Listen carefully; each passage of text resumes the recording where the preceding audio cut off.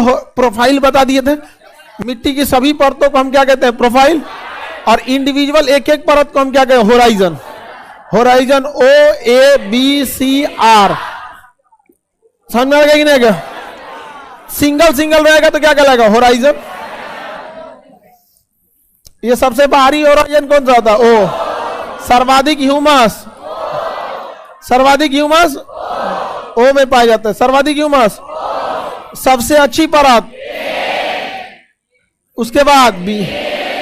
बड़े पेड़ कहां जाते हैं? बी। चट्टान और मिट्टी दोनों पाया जाएगा? केवल चट्टान, केवल चट्टान पाया। आर सबसे भयानक परत होती है आर। इन परतों को हम क्या, इसके बाद रॉक, इसके पूरा भयानक पत्थर आ जाते हैं। समझ? किसी को कोई दिक्कत नहीं ना? ये हो गया। आप चूहा वगैरह कहां रहेगा? सब सांप, अनाज ए, बड़े पेड़ बी तक पाया जाए। पत्थर और मिट्टी दोनों केवल पत्थर आर में पाया जाता है। आगे बढ़ जाते हैं, इन सब को मिला देते हैं तो इसे हम लोग कहते हैं सॉइल प्रोफाइल। क्या कहेंगे? Soil profile. भारत की मिट्टियों में सारी किसी भी मिट्टी पाई जाएगी उसमें ह्यूमस की कमी है। ह्यूमस की क्या है? कमी है। ह्यूमस की पूर्ति एक बार में अचानक नहीं होती है, उसमें एक लंबा प्रोसेस रखता है। नेचुरल खाद वगैरह की जरूरत पड़ती है। हम लोग नेचुरल खाद से इतने दूर होते गए कि हमारी खेती की उर्वरक शक्ति कम होती गई। जैसे जैसे ह्यूमस कम होगा ना, मिट्टी की उर्वरक शक्ति कम होगी और मिट्टी के ऊपर एक अलग परत जम जाएगा जिसे रेह या कल्लर कहते हैं। आपको याद कीजिए, पढ़ाएं कि नहीं पढ़ाएं? रेह या कल्लर। अत्यधिक खाद के प्रयोग करने से ऊपर रे या कलर पर व्हाइट कलर की नमक की परत छा जाती है जिसे क्या कहते हैं? कल। वैसी मिट्टी को हम लवणीय मृदा कहते हैं। कौन सी मृदा? लवण मतलब नमक होता है। लवण को अंग्रेजी में क्या कहते हैं? Acid, base and salt. अम्ल, क्षार, लवण। तो लवणीय मिट्टी खेती के लिए अच्छी नहीं होती।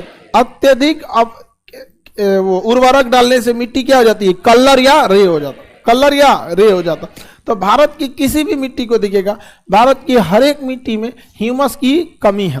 नेचुरल जो ऑर्गेनिक चीज है उसकी क्या चीज है? कमी है। ह्यूमस बहुत कम पाया जाता है। ह्यूमस के रहने से बहुत फायदा करता है। ह्यूमस पानी को अच्छा खासा सोख लेता है। कुछ हद तक टेम्पोररी ह्यूमस का काम कोकोबीट कर देता है। कोकोबीट क्या होता है? जो नारियल होता है ना, नारियल का हम पानी पी लेते हैं या फिर नारियल का फल खा लेते हैं, उसके बाहर का इतना बड़ा खोखलवा बच जाता है तो उसको क्या किया जाता है ना, उसका भूसा बना दिया जाता है। नारियल के भूसा को क्या कहा जाता है? कोकोबीट। पतला पतला भूसा बना दिया जाता है और उसको गमले में लगा दीजिएगा, उसमें बीज बड़ा इजीली उत्पन्न हो जाता है। तो बीज सबसे आसानी से जो उत्पन्न होता है वो किससे होता है? कोकोबीट। लेकिन कोकोबीट पानी को बड़ी तेज नीचे छोड़ देता है। तो उसमें आप देखिएगा ना, परलाइट डाल देते हैं। परलाइट पत्थर की तरह होता है परलाइट, जो थोड़ा सा उसे सॉलिड बना के रखता है, उसमें एयर और जाने का वेंटिलेशन सब करके रखता है। तो कोकोबीट और परलाइट का प्रयोग कर लिया जाता है। वो आगे जब हम आपको कृषि वगैरह पढ़ाएंगे तो उसमें आपको बता देंगे। गार्डनिंग के टाइम पे अभी सबसे ज्यादा यूज कोकोबीट का प्रयोग हो रहा है, जो गार्डन में पौधे को लगाया जाता है। गार्डन वगैरह में नहीं लगाया जाता है।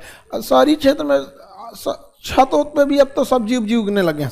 वर्टिकल फार्मिंग कोकोबीट के थ्रू या ये क्या नाम है आपका, हाइड्रो फार्मिंग के थ्रू वर्टिकल फार्मिंग होने लगे।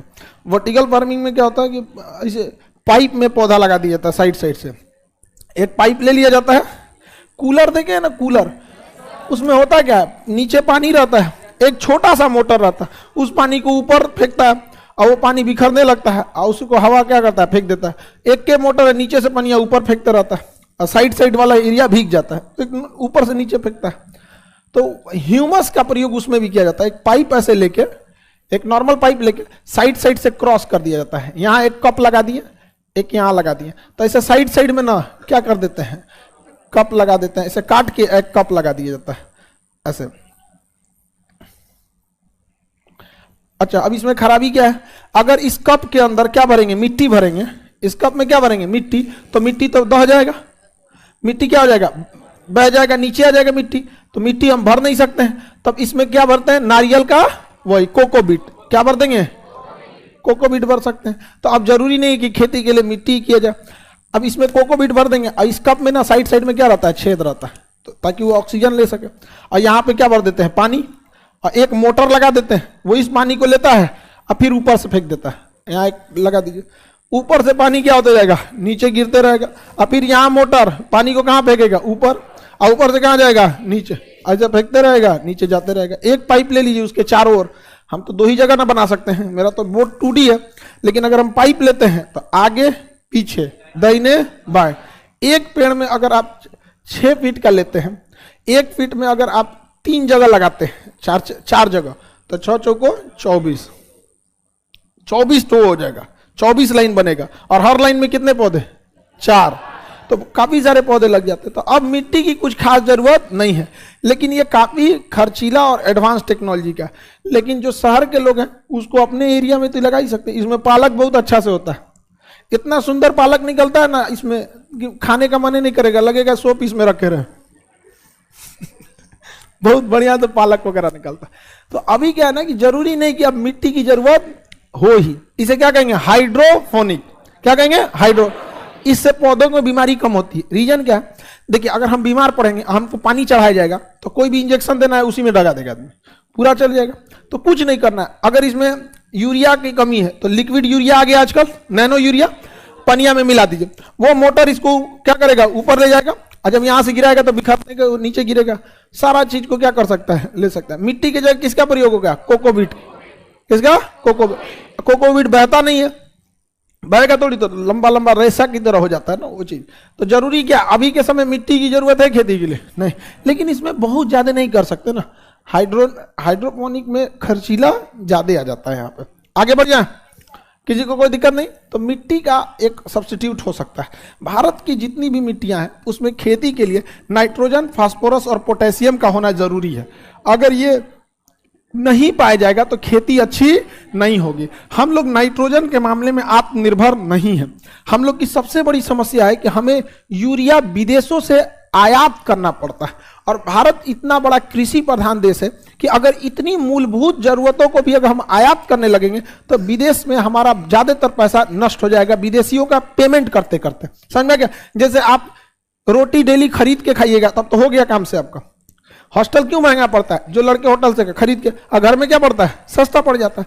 तो हमारे देश में यूरिया की कमी है, उस यूरिया के प्रोडक्शन को हम बढ़ा नहीं पा रहे हैं, उतना प्लांट नहीं लग पा रहा है। और खेतों को सबसे ज्यादा मात्रा में क्या चाहिए, नाइट्रोजन, उसके बाद फास्फोरस, उसके बाद पोटेशियम।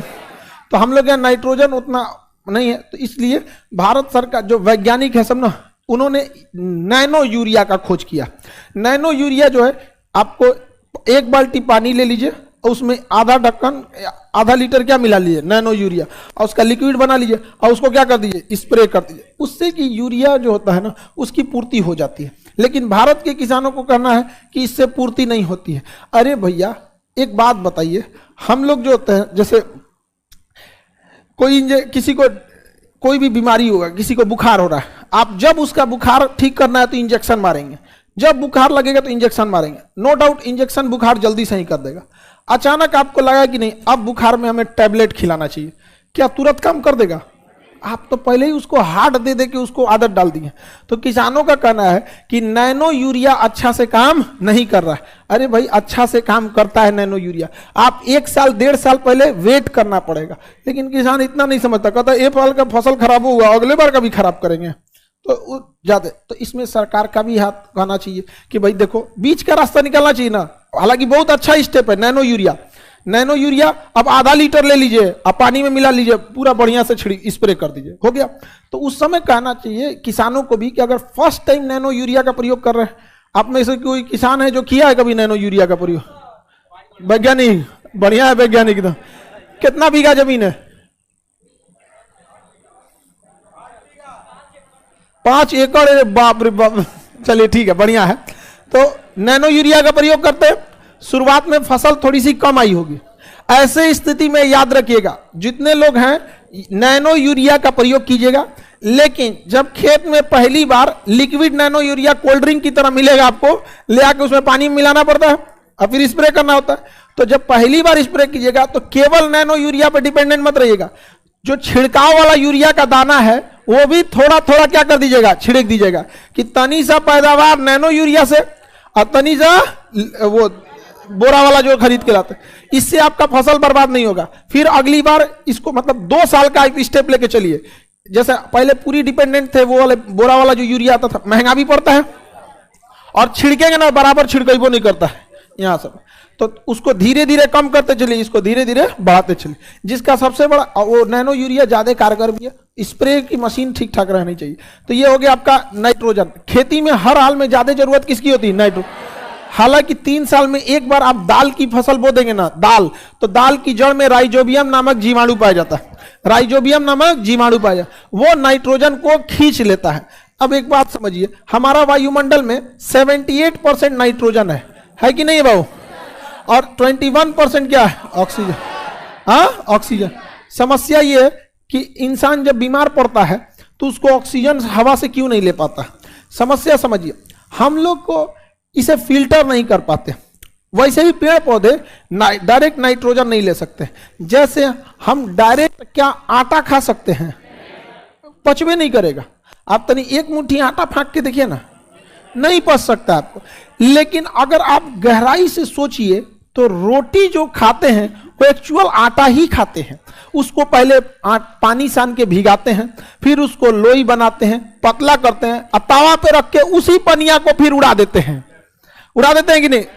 2-4-10% पनिया छोड़ देते हैं, बाकी उड़ा देते हैं। कभी कभी कच्चा रह जाता है तो कहते हैं अभी कच्चा है। कच्चा नहीं है, पनिया बच गया है, पनिया ज्यादा बच गया है। बाकी आपने रोटी और आटा में क्या अंतर देखे? कुछ नहीं। उसमें हल्का सा क्या किए? चेंजिंग किए। हल्का चेंजिंग किए कि नहीं किए? उसी तरह पेड़ पौधे के पास हवा में दुनिया भर का नाइट्रोजन है। सबसे ज्यादा कौन सी गैस है? नाइट्रोजन। लेकिन वो नाइट्रोजन को पचा नहीं सकते हैं। उन्हें क्या करना पड़ेगा? नाइट्रेट में बदलना पड़ेगा। नाइट्रोजन को किसमें बदलना? नाइट्रेट। इसके लिए क्या काम आता है? राइजोबियम। क्या काम आएगा? राइजोबियम। दूसरे नंबर पे क्या होता है? फास्फोरस। दूसरे नंबर पे फास्फोरस। जानवरों के लिए भी फास्फोरस बहुत जरूरत होता है, खास करके जो दूध देने वाले जानवर है ना, उनमें फास्फोरस और कैल्शियम की कमी नहीं होनी चाहिए। जानवर जब भी गाय भैंस बच्चा देती है तो उसके 1 हफ्ते बाद उसमें फास्फोरस की मात्रा बढ़ा देना चाहिए, वरना उसको दूध देने में प्रॉब्लम आएगी, बीमारी हो जाएगी। लोग समझ नहीं पाते हैं उसको। समझ में आ रहा है कि नहीं? कैल्शियम तो एडजस्ट कर लेती है, कैल्शियम खाने में आदमी एडजस्ट कर लेता है, लेकिन फास्फोरस की मात्रा बढ़ानी चाहिए। भारत की समस्या क्या है कि किसी भी मिट्टी में, भारत के किसी भी मिट्टी में नाइट्रोजन और फास्फोरस की कमी है।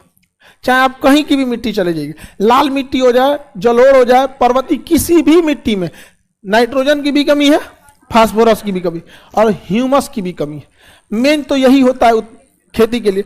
बाकी पोटेशियम की भी जरूरत है। पोटेशियम के लिए आप लोग खेत में पोटाश डालते हैं ना, तो पोटाश ज्यादा पड़ता भी नहीं है, बहुत कम पड़ता है। तो जो चीज कम पड़ता है, जो चीज कम पड़ता है, अगर वो महंगा भी हो जाए तो ज्यादा दिक्कत नहीं है। जैसे अगर नमक बहुत महंगा हो जाए तो कौन सा बहुत ज्यादा आफत पड़ने वाला? पड़बे कितना करता है खाना में? बस बहुत हो गया 1 चम्मच आपका, इससे ज्यादा नहीं। लेकिन चावल महंगा हो जाए, गेहूं महंगा हो जाए, तेल महंगा हो जाए तो ज्यादा पड़ता है, तो उससे नुकसान। तो समस्या ये है ना कि सोचो यूरिया और फास्फोरस ये पड़ता भी ज्यादा है और महंगा भी है। इस वजह महंगा होने का कारण है कि हम लोग आत्मनिर्भर नहीं है। भारत की हर एक मिट्टी